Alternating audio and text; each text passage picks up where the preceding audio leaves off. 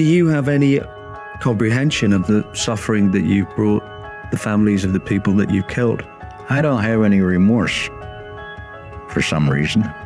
April 1987, Arthur Shacross gets out of prison after killing 2 children. Little did the police know they just released a man who would go on to commit more gruesome crimes. Here are 9 killers without remorse during their interviews. I got away with numerous murders of women in my life over a span of 50 years. September 5th, 2012, Samuel Little was arrested for the murder of 3 women for which he claimed innocence. However, what he revealed in this interview was not only alarming, but the manner in which he narrated it was even more disturbing. November 9th, 2018, Samuel's on camera showing unusually high enthusiasm as he talked about how he plucks grapes. Now, the interview gets more difficult to watch when you realize that he's actually talking about the lives of innocent people. But he keeps on going on as if these were acts that everybody should applaud him for. I'll go back to the same sense of time to pluck me another grape. I made grapes, so y'all got on the vine here. Sure, that one right there. That's a good one. Yeah, I'll take that. Good one. Little's criminal career spanned over 5 decades, with various crimes that included burglary, assault, rape, and murder. Incredibly, Samuel's been arrested over 100 times, but somehow the police never connected the dots that he was responsible for many unsolved homicides in the places where he was arrested. Little confessed to a staggering 93 murders between 1970 and 2005, while some estimates put the number at over 100. The FBI's Violent Criminal Apprehension Program was able to actually confirm Little's involvement in at least 60 to 93 confessed murders. This is the largest number of confirmed victims for any serial killer in U.S. history. Samuel's MO was to prey on vulnerable women, often sex workers, drug addicts, and homeless individuals, whom he would strangle and leave for dead. And now it is believed that the reason why he got away with so many crimes for so long was that he studied his victims carefully, realizing that they wouldn't really be missed by anybody. He would feign friendship, gain their trust, and then strike with deadly precision. Sam explained all this with hideous excitement, as he also said how he avoided going into white neighborhoods or picking young white girls. Yeah, you got pretty good at knowing which ones. I'm not going to call it in the white neighborhood, pick out little young teenage girl or like the do. The police admit that Little's strategy was brilliant, because if he had gone for younger girls, he would have caused a media frenzy that would have forced the police to resolve the crimes before it got this far. That's pretty sad and disturbing, really exposing the inadequacy of law enforcement. As a result, the disappearance of Little's victims was never big news because these were women no one cared about. In addition to this, Little said that he never used a gun or knife on any of his victims. According to him, he killed them only by strangulation. Due to this, it was very important for him to target their necks. You pick the ones that you think you're going to kill, nurse? No, if you want, it depends on how neck. September 5th, 2012. Samuel Little was arrested and sentenced to 3 consecutive life sentences for just 3 murders. It wasn't until during this interview that the true extent of his crimes was known. Samuel died on December 30th, 2020, in an LA County hospital after battling with diabetes, heart problems, and other health conditions. I would probably do the same thing all over again. What she did. Try to murder everyone on the planet Earth. 1974. Joseph Callinger's son, Joseph Jr., was found dead in this apartment construction building. Who could have possibly known that this was only the beginning of Callinger's killing spree? Joseph Callinger was an American serial killer who robbed, assaulted, and sexually abused 4 families and murdered 3 people. Now, he would gain entrance into people's houses under the pretense of being a salesman before assaulting them with a knife and a pistol. In 1976, during this interview that documented serial killers, Callinger gave more details on how he committed his crimes. He would also talk about how he felt whenever he did something evil. Do you ever feel violent? Yes, I do. What do you feel like doing? Killing people. You still feel like killing people? Yes.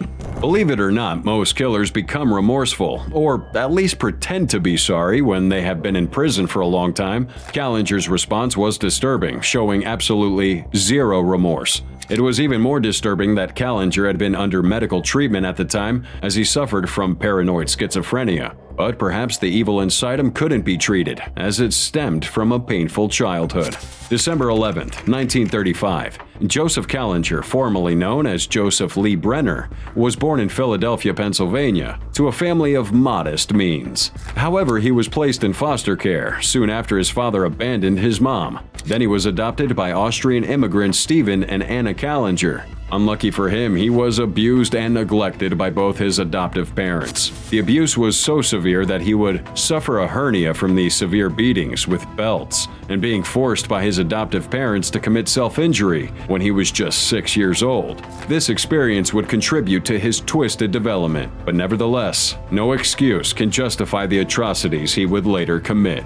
Callinger's victims were often young boys whom he'd lure into his shoemaking shop or abduct from public places. In fact, his murder career started when he began molesting his own children, before eventually killing his son, Joseph Jr. And over the next 2 years, Callinger's crimes escalated in brutality and frequency. January 8, 1975, Callinger committed his last murder in Leonia, New Jersey. Using a pistol and knife, he would force his way into a house and tie up the residents. However, when 21-year-old nurse Maria Fashing refused to follow his orders, he responded by stabbing her in the neck and back. That same year, Callinger was finally apprehended. After a thorough investigation and tips from the public, he was convicted on multiple counts of murder, rape, and child molestation, given life in prison. During the interview, Callinger was questioned about how he felt when he murdered his son, Joseph Jr. This guy would show no emotion answering this question, as if his son meant nothing to him, proving how disconnected he was from reality. He was a sacrifice. I was to murder 3 million people on planet Earth, and he was a sacrifice to see if I could murder one if I owned. But perhaps the most disturbing part of this interview was when he admitted that he had a desire to kill the man interviewing him. Do you think it murdered me, Joe? Yes. That's gruesome, Joe.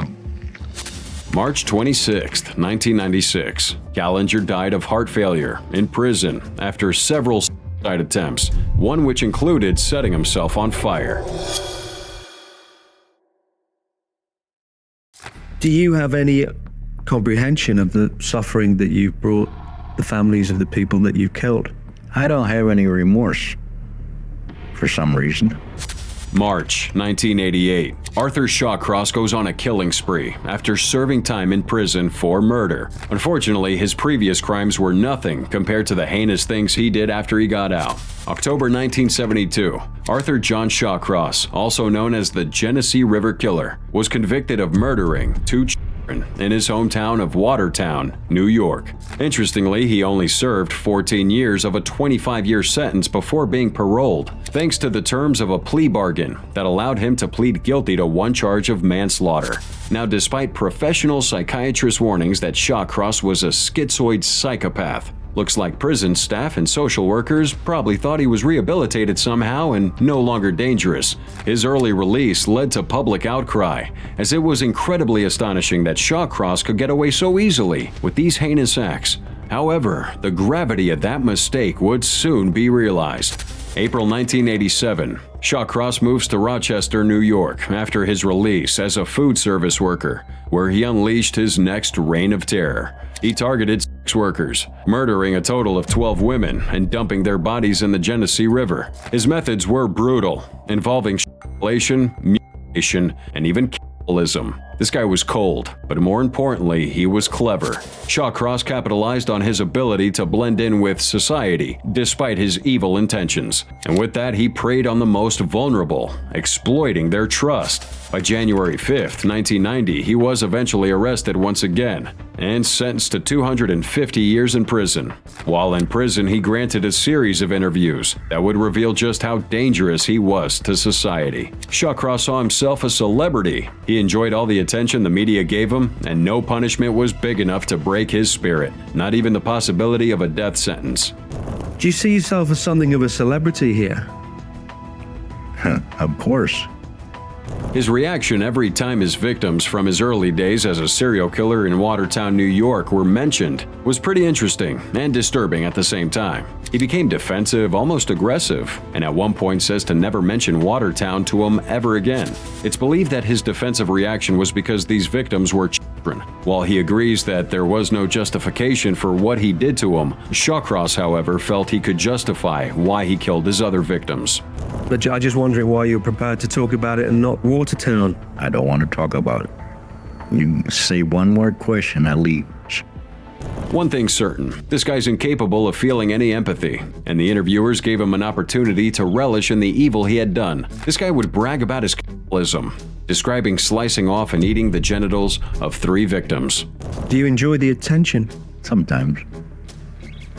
Sometimes it gets to be a habit. In November 10, 2008, he would die from cardiac arrest at the Albany Medical Center after serving time in Sullivan Correctional Facility in Fallsburg, New York. And I liked it. I felt like Superman. Why? Because I killed someone. March 2006, Rosalio Retta, a Mexican-American hitman, made headlines when it was reported that this 16-year-old teenager was going to be serving 70 years in prison for acting as a sicario. Even though he was only a teen, his heart was stone cold, and his words would send shivers down your spine. Retta was recruited by the powerful Gulf Cartel at the tender age of 13. He quickly rose through the ranks, becoming a trusted hitman and carrying out numerous murders on orders from the cartel. Retta's victims included rival gang members, informants, and even innocent civilians. His methods were pretty calculated, often involving torture and gruesome killings. It would be in 2006 that he get arrested by U.S. authorities and would subsequently be convicted of multiple counts of murder and conspiracy. He was then given 70 years in prison without the possibility of parole. In this interview, Retta revealed that he had no remorse for the people he killed. Although he confessed to assassinating 30 people in Mexico, he refused to admit he had victims in the U.S. as well until prosecutors got hard evidence to nail him for the murder of a drug dealer in Texas. According to Retta, all his victims deserved what they got, and he had no reason to feel sorry for anybody. No sense of remorse or...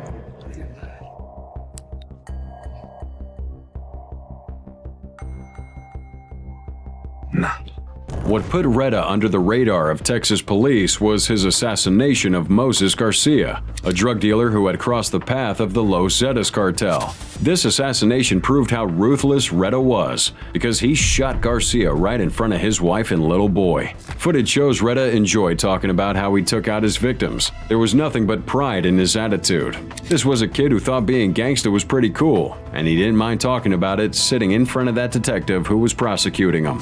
Retta learned his trade from his boss, Miguel Angel Trevino Morales, also known as Z40. Now, Morales was a Mexican drug lord and former leader of the Los Zetas cartel, and Z40 was known for his ruthless tactics and was feared by many. In fact, it was Morales who initiated Retta into the cartel and gave him his first victim. According to Retta, no one says no to Morales, so whenever he had to carry out a hit, he carried out that instruction without thinking twice about it. It did not matter. Blood is blood. It didn't matter if man, woman, out of you. No more thrill to kill the mayor of the town than the homeless guy on the street. You know. December 1999, Tommy Lynn Sells was arrested after sexually assaulting and stabbing 2 children. Police didn't know that Sells was an unrepentant killer who was responsible for more murders. Tommy Lynn Sells was an American serial killer whose killing spree spanned over 2 decades. Tommy, too, would prey on the vulnerable, his methods brutal, and his lack of empathy staggering. December 31st, 1999, Sells sexually assaulted, stabbed, and killed Kayleen Katie Harris before slitting the throat of Crystal Searles. Fortunately, Crystal had survived and was able to provide a sketch of Sells, which ultimately led to his arrest. Although Sells claimed he murdered as many as 70 victims, with authorities believing he committed around 22, he was only convicted of 1 murder, for which he received the death penalty. 2006 forensic psychiatrist Dr. Michael Stone interviewed Sells, and the details of this interview will show you why he was one of the most ruthless serial killers in America's history. What distinguished Sells was how he didn't care who his victims were. For him, as long as the person bleeds, he was happy. The notorious killer didn't stop at killing just a single person, though. He would kill entire families. His main targets were lonely women, but there were times he would go after men as well. Now, police didn't know how to track this or to even verify if it was one killer or several of them, due to his lack of a recognizable pattern. As his interview progressed, the interviewer was curious to know why Tommy didn't put out his victims in a humane way, since he claimed he killed some of his victims only because he wanted to put them out of their misery. Now, this question brought out an interesting reaction from Tommy. Maybe he would have gone about it in a gentle way. Is there a gentle way? Yeah. He was pretty surprised that there could have been a more humane way out of it, but that reaction wasn't because he cared about his victims. It was more about asserting his dominance as a man who knew what he was doing. Sells' crimes were not limited to murder. He was a rapist, a torturer, and a manipulator. He often used his charm and good looks to get his victims into his clutches. According to him, killing people was an addiction, and he did it only for pleasure. I did it for the rush. I didn't do it for the didn't do it for the power. The way he describes the sensation was shocking, and anyone can see that sparkle in his eyes as he recounted the things he'd done. It's a sensation, tying that scarf around your neck and just watching your eyes. It's a sensation seeing that skin pull apart. April 3rd, 2014, Tommy Lynn Sells was executed by lethal injection in Texas. He was unusually calm on that day and had no last words to say. For a man who loved being the center of attention and took pride in the terrible things he'd done, his demeanor was quite humble as he walked into that execution room.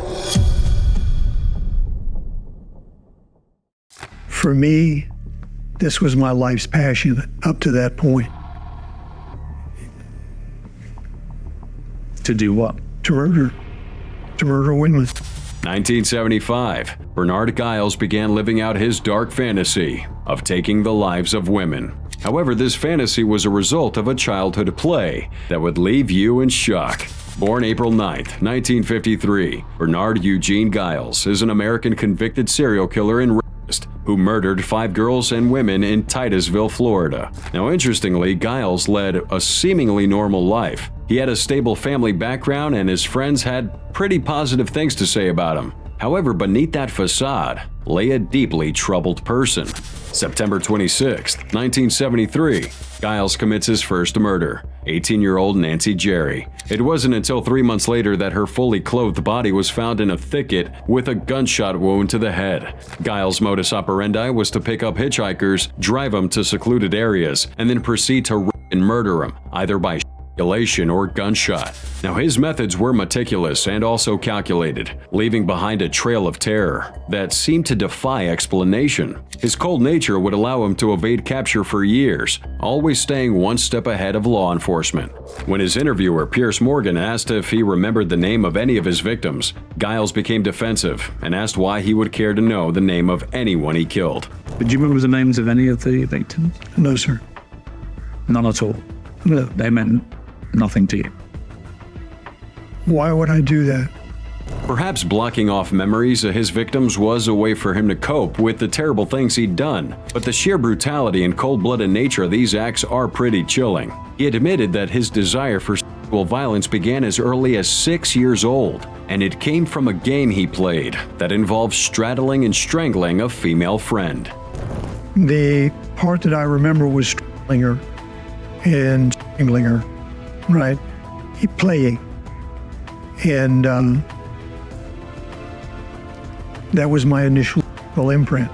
This early imprint of violence became a lifelong obsession, which he described as his life's passion. His ability to separate his violent urges from his everyday life is another disturbing aspect. You see, Guiles was married and had a young daughter himself at the time of his crimes, yet he never targeted anyone he knew personally. I saw these women as objects, This objectification of his victims allowed him to separate his heinous acts from his personal life, making his actions even more chilling. December 11th, 1973, Bernard Guiles was arrested and given several life terms, thanks to a plea bargain that spared him the death penalty. It was me. It wasn't them. They were dead as soon as I saw them, I think. 1981 to 84, Michael Ross raped and murdered 8 girls and women. Surprisingly, this was only a part of the story, as Ross would later reveal what he wanted the most. Michael Bruce Ross, aka the Roadside Strangler, was a notorious American serial killer who terrorized the eastern U.S. during the 1980s. His crimes were marked by extreme brutality and a lack of remorse, earning him a reputation as one of the most evil people in American history. However, despite that title, Ross revealed that he wished he had killed more people before he was arrested. I'm not a big serial killer, by the way. 8 people, that's nothing. I mean, there's a lot of other guys you can go see. For Ross, the 8 lives he took was just a number in his head. This was why he claimed to have killed up to 100 women on some occasions, even though only 8 murders were officially linked to him. This inflated claim suggested a deep-seated desire for notoriety and a need to feed his ego. Ross's crimes involved the rape and murder of young women, often targeting those who were alone. He would typically approach the victims on the roadside, offering them rides or assistance before overpowering and killing them. During his interview and confessions, Ross relished the details of his crimes, displaying a disturbing level of enthusiasm and pride in his actions. His demeanor and words were filled with a sense of satisfaction and enjoyment, as if he derived pure pleasure from the suffering he inflicted. Ross would recall the thrill he felt when the medical examiner who provided evidence in court on one of his victims talked about how strong his grip was. The doctor also said that he hadn't seen anything like this before, and Ross felt nothing but pride. I'm pretty sure that was the word he used, an insane strength or something, and because I got a kick out of it because the prosecutor had no idea that was coming. Throughout his trials and subsequent imprisonment, Ross continued to exhibit a disturbing level of calmness and composure. He also often engaged in casual conversations with his interrogators and showed no signs of remorse. Ross was clever and tricky and had a way of controlling the conversation. According to him, he always tried to charm his way into the minds of those he spoke with, and that's what helped him to get his victims. In fact, at one point he claimed that he was now a lovable person, while finishing that off with a sarcastic smile. It was just going to be, it wouldn't take much to push me over. And that was very frightening back then. I'm not like that now. I'm just such a lovable guy now. May 13th, 2005, Ross was taken out by lethal injection after spending almost 18 years on death row.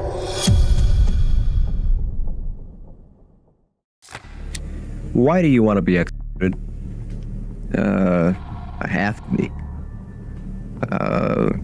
I will kill again. January 5th, 1993, Wesley Dodd became the first person to be hanged since 1965. However, Dodd himself chose to be hanged for reasons that no one ever saw coming.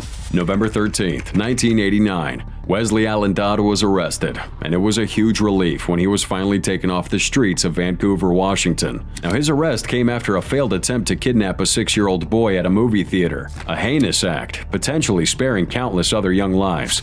Dodd's dark past revealed a trail of devastation as he confessed to the sexual assault and murder of 3 innocent boys. The investigation would uncover a lot of incriminating evidence, including Dodd's own words and a detailed diary, which chronicled his unspeakable crimes. This diary, a haunting and disturbing account, laid bare Dodd's sinister intentions to kidnap, torture, and sexually abuse children. All of this had left the public stunned and appalled. Dodd's interviews with law enforcement agents were equally disturbing. He estimated that he had molested at least 175 victims over 15 years. So the confessions and overwhelming evidence found in his apartment led to charges of 3 counts of first-degree murder and attempted kidnapping. Dodd pled guilty to all charges and requested to be put to death. Now, one thing Allen made very clear during the interviews was that there was nothing anybody could do to stop him from killing again, as he couldn't even stop himself if he wanted to. It was an obsession. Stink is nonstop since I was 13 years old, over half my life. anything happened, I can guarantee I'd do it again. Dodd further revealed that he had unfinished business outside if he ever escaped from prison, as there was a particular man he wanted to kill. I'm not going to say who, but there is somebody out there. There's a man out there. Who was this man and why was he hell-bent on eliminating him? This would be an answer Dodd took to his grave. He never doubted his capacity for evil, and he seized every opportunity given to warn authorities to never let him out. It almost seemed like he wanted them to hurry his execution, as if he was on the verge of doing something more terrible than he had ever done before. On January 5th, 1993, Dodd was executed at Washington State Penitentiary by hanging. Even as he faced death, he was as cold and heartless as any killer could ever be.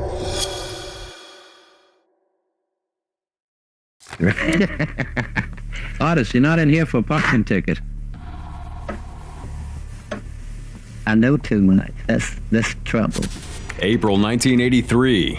Otis Tul was arrested for arson and was sentenced to 20 years in prison. What he didn't know was that this was only the beginning of his problems, as he would soon be handed a death sentence. Born on March 5, 1947, Otis Elwood Tul was an American serial killer who was convicted of 6 counts of murder, for which he received 2 death sentences. However, those sentences were later commuted to life imprisonment after an appeal. Before his murder trial, Tul was arrested for arson after he locked up 65-year-old George Sonnenberg in his house and set it on fire. Sadly, Sonnenberg died from the injuries.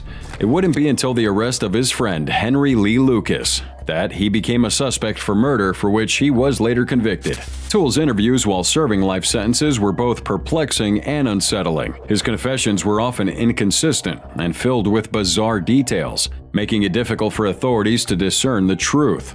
Tul always created a web of confusion, as he would frequently recant his statements, only to later reaffirm them. This erratic behavior led many to believe he was innocent and wasn't mentally fit to be held accountable for the murders he was accused of. However, others believed he was toying with the authorities and enjoying the attention and chaos his claims caused. Well, I kept playing with it until I got all the information from him. All through the interview, he maintained a big smile, showing he was enjoying his time there. In fact, it almost seemed like he didn't understand the seriousness of what he was being accused of. When they asked Tul how he would respond to accusations of being responsible for close to 700 murders, what he said was as shocking as it was unbelievable. What do you have to say about that? I ain't even done one, I want to do 700. He then ended that statement with a deep laughter that could only come from someone who was genuinely enjoying themselves. It's believed that Tul was inspired and led by Henry Lee Lucas into committing these murders. That's because Tul had a mild intellectual disability with an IQ of 75, and there was also sufficient evidence that he could be diagnosed with antisocial personality disorder. But that's not all. Tul's mental impairments, combined with his epilepsy and history of severe abuse, just further encouraged the argument that Lucas was the mastermind. Henry Lee Lucas, known as the Confession Killer, was a more dominant personality and often took the lead into the duo's criminal activities. In 1976, Lucas and Tul met at a soup kitchen and quickly formed a close bond, both emotionally and criminally. Although they confessed to numerous murders together, it's hard to rely on anything they say. The only thing police had was circumstantial evidence to actually pin Tul to the murders. September 15, 1996, Otis Tul passed away at Florida State Prison after succumbing to cirrhosis at the age of 49. However, due to his notorious past, his body remained unclaimed, leading to a humble burial in the prison cemetery.